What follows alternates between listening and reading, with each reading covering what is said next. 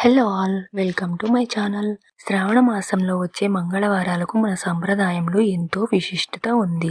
వివాహమైన స్త్రీలు సుమంగళి యోగం కోసం, కుటుంబ శ్రేయస్సు కోసం ఆచరించే అతి ముఖ్యమైన నోము మంగళగౌరి వ్రతం. నవవధులు పెళ్లైన మొదటి సంవత్సరం నుంచి వరుసగా 5 ఏళ్ల పాటు ఈ వ్రతాన్ని ఆచరించడం ఎంతో శ్రేష్టం. ఈ వ్రత విశిష్టత మరియు పూజా విధానం, పాటించవలసిన ముఖ్యమైన నియమాలు ఈ వీడియోలో తెలుసుకుందాం.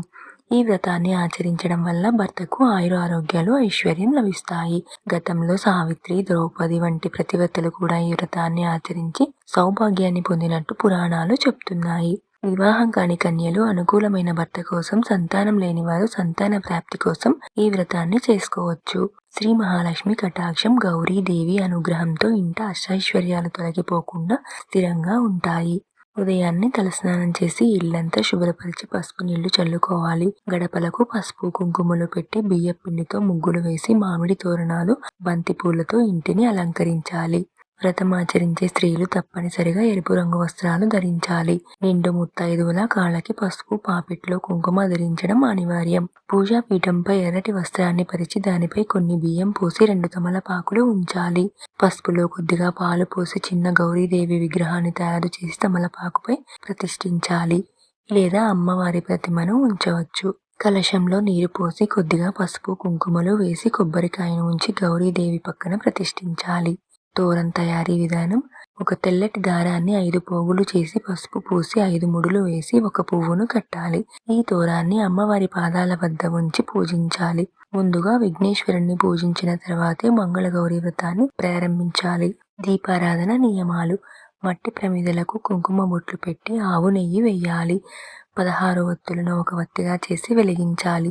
పూజలో 5 లేదా 16 దీపాలను తూర్పు లేదా ఉత్తర దిశ వైపు మాత్రమే ఉండేలా వెలిగించాలి. ఎర్రటి గన్నేరు పూలతో పూజిస్తే 1000 గోవులను దానం చేసినంత పుణ్యం.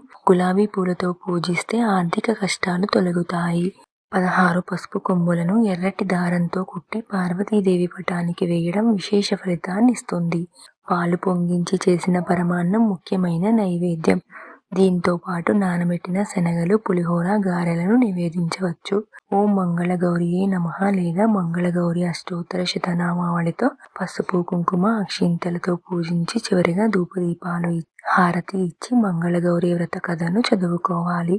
నియమాలు మరియు తాంబూల సమర్పణ: పూజ ముగిసిన తర్వాత అమ్మవారి వద్ద ఉంచిన తోరాన్ని తీసి కుడి చేతికి కట్టుకోవాలి.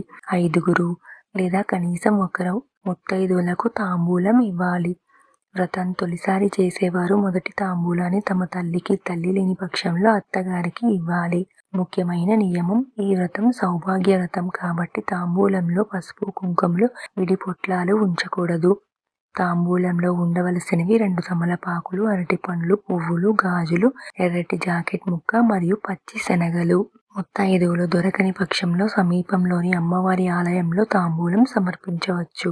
నిషేధాలు, నియమాలు: సోమ మంగళవారాల్లో సాత్విక ఆహారం మాత్రమే తీసుకోవాలి. మాంసాహారానికి దూరంగా ఉండాలి.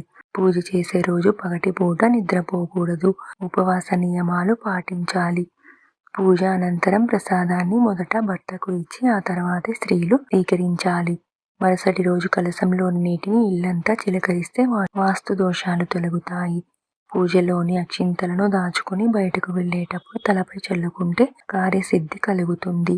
పరిపూర్ణమైన భక్తి శ్రద్ధలతో ఈ వ్రతాన్ని ఆచరించి అమ్మవారి కృపా కటాక్షాలకు పాత్రులు కండి. ఈ వీడియో మీకు నచ్చినట్లయితే తప్పకుండా లైక్ చేయండి. మీ స్నేహితులకు మరియు కుటుంబ సభ్యులతో షేర్ చేయండి. ఇలాంటి మరిన్ని ఆధ్యాత్మిక పూజా విధానాల వీడియోల కోసం మన ఛానల్ని సబ్స్క్రైబ్ చేయడం మర్చిపోకండి.